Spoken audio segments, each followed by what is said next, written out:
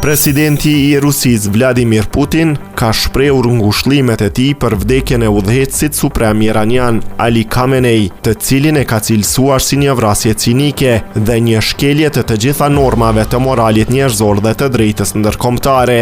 Në një mesazh të publikuar nga Kremlini drejtuar presidentit iranian Masud Pezeshkian, Putin u shpreh: "Ju lutem, pranoni ngushëllimet e mia më të thella në lidhje me vrasjen e udhëheqësit suprem të Republikës Islamike të Iranit, e kryer në shkelje cinike të gjitha normave të moralit njerëzor dhe të drejtës ndërkombëtare." Ai gjithashtu theksoi se Khamenei do të mbahet mend në Rusi si një shtetas i shquar që kontribuoi në zhvillimin e marrëdhënieve miqësore mes Moskës dhe Teheranit. Kjo deklarat pason vdekjen e Khameneit gjatë sulmeve amerikane dhe izraelite mbi Iranin, një ngjarje që ka përshkallëzuar tensionet në lindjen e mesme.